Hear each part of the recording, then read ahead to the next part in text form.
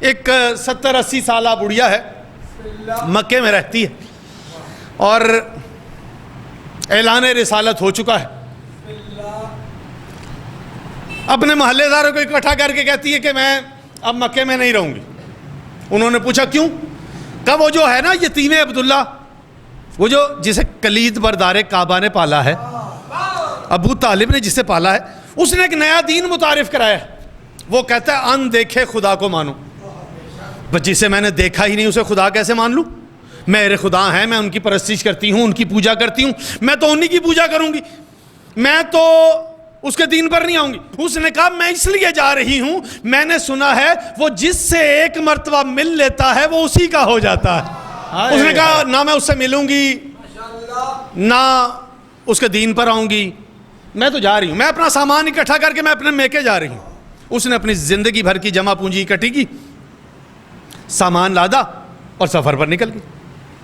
اب بڑھیا تھی, کمزور تھی, نائیف تھی, کتنا چلتی. ابھی مکے کی حدود تک پہنچی تھی کہ تھک گئی, اور یہ سوچنے لگی کہ کاش مجھے کوئی مزدور مل جائے. صاحبان علم لفظ کی قدر کیجئے گا. ادھر آفتاب فلک غروب ہو رہا تھا, ادھر آفتاب نبوت طلوع ہو رہا تھا. آنے والے نے کہا ضعیفہ کیا کسی مزدور کی ضرورت ہے؟ بڑھیا نے پلٹ کے دیکھا, مزدور ہو؟ اس نے کہا یہی سمجھ لے. ہائے ہائے. کہا اچھا سامان اٹھا لو گے؟ اس نے کہا اٹھا لوں گا. کہا اچھا سامان بہت بھاری ہے, اٹھا لو گے نا؟ آنے والے نے کہا ہاں اٹھا لوں گا. کہا اچھا ٹھیک ہے تم سامان اٹھاؤ, میں سواری پر بیٹھتی ہوں. آنے والے نے سامان اٹھایا, وہ سواری پر بیٹھ گئی. ابھی بیٹھ کے مہمیز کیا ہی تھا, کہتی رکو رکو رکو. آنے والے نے کہا کیا ہوا؟ کہا اجرت پہلے طے کرو, ایسا نہ ہو منزل پہ جا کے جھگڑا کرو, ابھی طے کرو پیسے کتنے لوگے. آنے والے نے کہا تو اپنی منزل پر صحیح سلامت پہنچ جا, یہی میری اجرت ہے. ہائے ہائے. سیرت مصطفیٰ پائی, یہ ہے شان مصطفیٰ. تو صحیح منزل پر پہنچ جا, یہی میری اجرت. اچھا ٹھیک ہے چلو. سفر شروع ہوا. رات کا سفر تھا, اندھیرے کا سفر تھا, جنگل کا سفر تھا. چلتے چلتے رات گزر گئی. صبح وہ اپنی منزل پر پہنچے, صبح کے قریب منزل پر پہنچے. آنے والا دعا دے کے چلا گیا. آنے والا چلا گیا دعا دے کے. اس نے دروازے پہ دستک دی. صبح کا وقت تھا. اب وہ کون سے مسلمان تھے جو فجر پڑھتے؟ ہائے ہائے ہائے. دروازہ, ارے تو رات کے وقت بڑھیا, ضعیفہ, نائیف, کمزور, رات کے اندھیرے میں اکیلی, جنگل کا سفر, کیسے؟ اس نے کہا بیٹھنے تو دو. بٹھایا, پانی پلایا. اب اتنی اونچی آواز میں بلند ہوئی, آس پاس والے بھی اکٹھے ہو گئے, سارے اکٹھے ہو کے بیٹھ گئے. یہ تو بتا تو اکیلی آ کیسے گئی؟ تو کمزور ہے اور سواری تیرے پاس ایک ہے, سامان بھی تھا, کیسے یہ ہوا؟ کیسے؟ جنگل کا سفر, رات کا سفر, اندھیرے کا سفر, تو اکیلی. بھائی جان سماعت کیجئے گا, جن کے ذہنوں میں عربوں کی تاریخ ہے, سمر بھائی صرف اس بندے نے بولنا ہے, ہر بندہ اس جملے پہ بول ہی نہیں سکتا. جب ساروں نے پوچھا نا تو اکیلی آ کیسے گئی, کہتی میں اکیلی نہیں آئی, میری ایک جوان نے مدد کی ہے. وہ سارے حیران ہو کے کہتے ہیں عربوں میں کوئی ایسا جوان بھی ہے جو بوڑھوں کی مدد کرتا؟ ہائے ہائے. جب اکٹھے ہو کے انہوں نے پوچھا نا بتا وہ جوان کون سا تھا جو تیری مدد کرنے والا تھا, جب بار بار پوچھا نا بڑھیا کہتی ہے وہ آدمی تھا مگر روشنی سے بہتر تھا. زندگی. بڑھیا کہتی بدل کے لفظ کہوں ہر کسی سے بہتر تھا. شان رسالت یوں بھی سنا کرتے ہیں, وہ آدمی تھا مگر روشنی سے بہتر تھا, بدل کے لفظ کہوں ہر کسی سے بہتر تھا, لطیف ایسا کہ ہر دل کشی سے بہتر تھا, وہ نوجوان میری زندگی سے بہتر تھا. بڑھیا کہتی فضا میں اس سے ہوائیں کلام کرتی تھی, فضا میں اس سے ہوائیں کلام کرتی تھی, اسے تو شاخیں بھی جھک کر سلام کرتی. یہ جو تو بات کہہ رہی ہے ہماری سمجھ میں آتی نہیں, ایسا ہو سکتا ہے؟ بڑھیا کہتی ہاں ایسا ہوا. کہا اچھا تو نے اس کو دیکھا تھا؟ کہا ہاں دیکھا تھا, ملگجی ماحول تھا, اندھیرا بھی ہو رہا تھا, تھوڑی روشنی بھی تھی, دیکھا بھی تھا اور پوری طرح دیکھا بھی نہیں تھا. آئے ہائے بھائی جان توجہ کیجئے گا, 2 مصرے اکٹھے پڑھتا ہوں. دیکھا بھی تھا اور پوری طرح, 2 مصرے دیکھیے گا. کیسا تھا وہ؟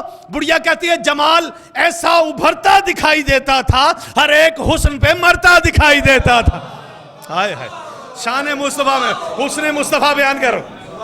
14ویں کا چاند تھا. بڑھیا کہتی کبھی میں چاند کو دیکھتی تھی, کبھی اس کا چہرہ دیکھتی تھی, کبھی چاند کو دیکھتی تھی, کبھی اس کا چہرہ دیکھتی تھی. بڑھیا کہتی نئے جہان کا ماہ تمام لگتا تھا, فلک کا چاند بھی اس کا غلام لگتا تھا. اگر تیری یہ ساری باتیں مان بھی لینا, پھر بھی ہم جانتے تو مکے کی رہنے والی ہے. مکے کے لوگ تو بڑی خوشبو لگاتے ہیں.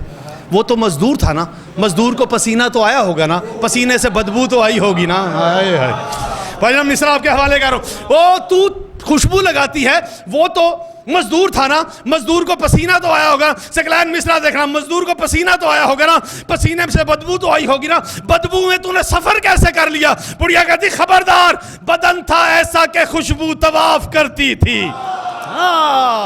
بدن تھا ایسا کہ خوشبو طواف کرتی تھی. بڑھیا کہتی ہوا بھی گرد کو جوتوں سے صاف کرتی. ادا تھی ایسی کہ حق انکشاف کرتی تھی, وہ جو بھی کہتا تھا میں اعتراف کرتی. انہوں نے کہا اگر یہ بھی باتیں مان لینا تیری, پھر بھی تو تھی تو ضعیف نا, تجھے بھوک تو لگی ہوگی نا, تو نے کھانا تو کھانا ہوگا نا, تیرے کھانے کا اہتمام کہاں سے ہوتا, تجھے دوا بھی تو چاہیے ہوگی نا. بڑھیا کہتی وہ پہلے میرے لیے کھانا لے کے آتا تھا, پھر اپنے ہاتھوں سے کھانا مجھے کھلاتا تھا. بڑھیا کہتی ہے وہ منہ میں کچھ بول رہا تھا, میں نے اس سے کہا تو کیا کر رہا ہے؟ اس نے کہا میں عبادت کر رہا ہوں. میں نے پوچھا تیرا مذہب کیا ہے؟ انہوں نے کہا لوگوں کو منزل تک پہنچانا ہی میرا مذہب.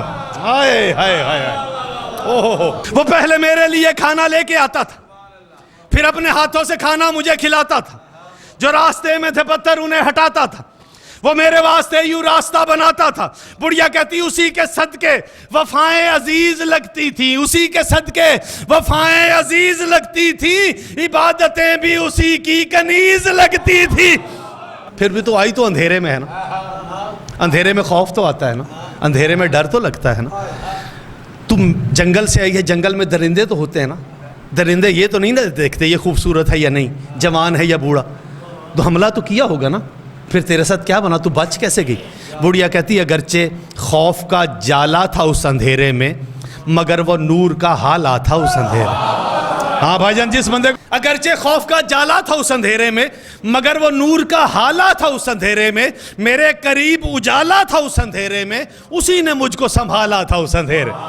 ہائے ہائے کافی زبردست. سر اٹھائیے گا, میں مصرع آپ کے حوالے کروں. اگرچہ خوف کا جالا تھا اس اندھیرے میں, مگر وہ نور کا حالا تھا اس اندھیرے میں, میرے قریب اجالا تھا اس اندھیرے میں, اسی نے مجھ کو سنبھالا تھا اس اندھیرے میں. انہوں نے کہا پھر بھی درندے تو ہوں گے نا, جانور تو ہوں گے نا, حیوان تو ہوں گے نا, انہوں نے حملہ تو کیا ہوگا نا, وہ چہرے تو نہیں نہ دیکھتے, وہ تو انسان نہیں دیکھتے نا, رات کے اندھیرے میں وہ حملہ تو کر دیتے ہیں نا. بڑھیا کہتی درندے میری طرف آ کے پھر گئے فوراً, درندے میری طرف آ کے پھر گئے فوراً, اسے جو دیکھا تو قدموں میں گر گئے فوراً. انہوں نے کہا اب تو یقین ہو گیا, تو جس کی بات کر رہی ہے وہ کوئی کردار نہیں, وہ ہو ہی نہیں سکتا. بڑھیا کہتی ہاں میرے گمان میں وہ روشن جبھی نہیں آتا. بڑھیا کہتی میرے گمان میں وہ روشن جبھی نہیں آتا, سمجھ میں میری نہیں وہ نہیں آتا. میرے گمان میں وہ روشن جبھی نہیں آتا, سمجھ میں میری نہیں وہ نہیں آتا, در شعور میں وہ دل نشیں نہیں آتا, بشر بھی ہوتے ہیں ایسے یقین نہیں آتا. ہائے ہائے کیا بات. میرے گمان میں وہ روشن جبھی نہیں آتا, سمجھ میں میری نہیں وہ نہیں آتا, در شعور میں وہ دل نشیں نہیں آتا, بشر بھی ہوتے ہیں ایسے یقین نہیں آتا, مصیبتوں میں ہر ایک زخم بھرنے لگتا تھا, وہ بولتا تھا تو دل میں اترنے لگتا تھا. بس سمیٹ دی میں نے, بس ایک بند اور 2 جملے مصیبت کی, جتنی عبادت ہونی تھی ہو گئی.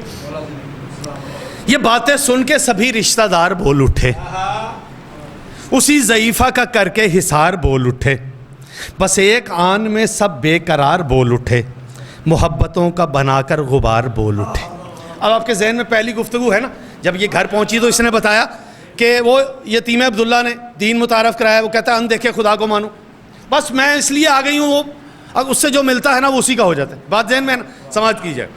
کیا کہا انہوں نے, بڑھیا کو مخاطب کر کے کہتے ہیں وہ جس کی بات سنائی ہے وہ وہی تو تھا، وہ جس کی بات سنائی ہے وہ وہی تو تھا، وہ جس سے بچ کے تو آئی ہے وہ وہی تو تھا۔ بڑھیا کہتی مجھے یہاں پہ جو لایا وہی محمد تھا۔ انہوں نے کہا ہاں ہاں جو تو نے بتایا ہے وہی محمد تھا۔ بڑھیا کہتی مصیبتوں سے بچایا وہی محمد تھا، کہاں وہی محمد تھا۔ وہ جس نے رستہ دکھایا وہی محمد تھا، کہاں وہی محمد تھا۔ وہ جس نے بوجھ اٹھایا وہی محمد تھا، کہاں وہی محمد تھا۔ بڑھیا کہتی اگر وہی تھا محمد تو کیوں پریشان ہوں، اگر وہی تھا محمد تو کیوں پریشان ہوں، لو پھر میں آج سے کافر نہیں مسلمان ہوں۔